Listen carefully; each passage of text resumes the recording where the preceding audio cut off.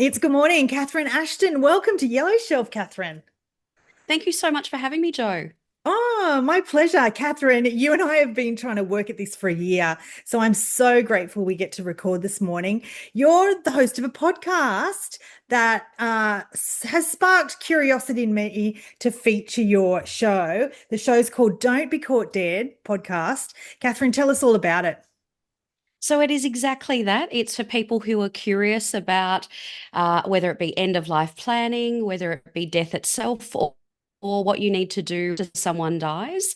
And I kind of fell into this work when a friend of ours died, and I realized that people really didn't know what to do when someone did die. And so I was speaking to a lot of people and within the industry, but also everyone had a personal story. So it's an opportunity for people to either listen to stories of people with lived experience or learn something from the experts within those industries. And Catherine, you and I were just prepping sort of off camera. Sometimes this crops up for people at certain times in their life, or they may get curious because someone else in their network or their family's going through this.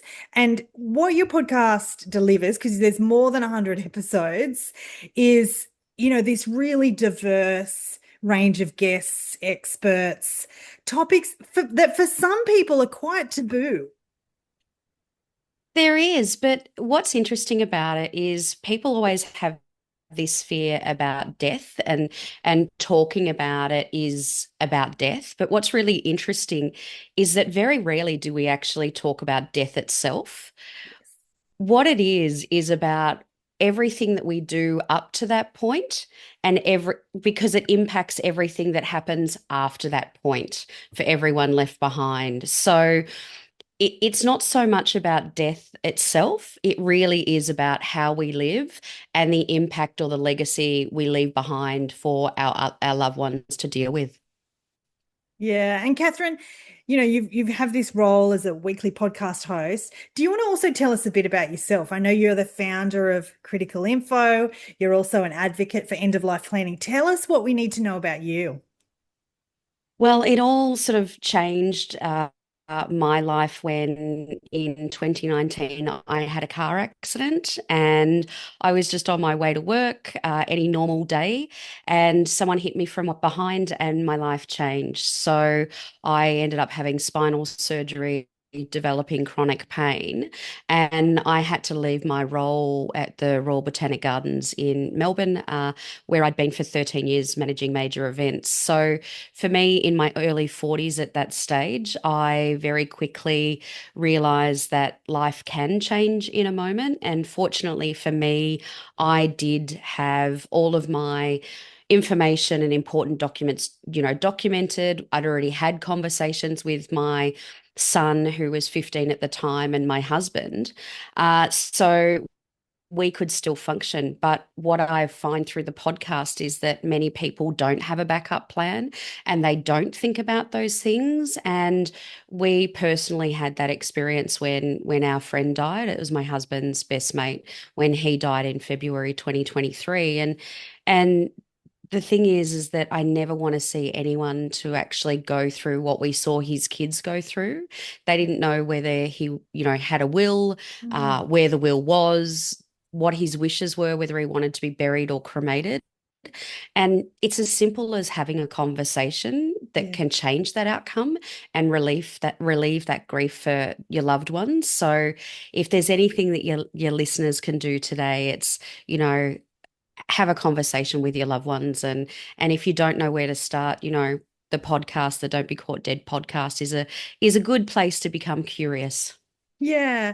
And Catherine, not only is your work a wonderful resource, but it's also really interesting. And, listening to your conversations and your guests, it makes those conversations that we might think we need to have more approachable and more comfortable. So well done. Thank you so much. Look, I feel that I'm very privileged to, and probably you feel the same, Joe, to have conversations with people about their areas of expertise. And I've had the beauty of, speaking to organizations that are doing water cremation, who Mm. have frozen the first person cryogenically in the Southern Wow. Hemisphere, Yeah. to, people who are an interfaith minister and working with families on how to, honor their loved one after they've died. So it is such a diverse array of people I get to speak to. So true, Catherine. Catherine, if we're watching anywhere in the world, and we're curious about your show, I know you've got a really fabulous website, but you point us in the direction. I know you're on lots of socials. So where do we go to get curious? Where do we go to listen into the show? Look, probably the best place to start is the Critical Info website. So that's just criticalinfo.com. .u. I'm available and on all socials, so you can tap in whatever platform. There's a link tree in my bio on all of my platforms, so you can find what you need. And if you're in Melbourne time or Australian time, I also run weekly chats on a Tuesday where you can just, Yeah. register. They're completely free and have a chat with me if you're curious and want to know more.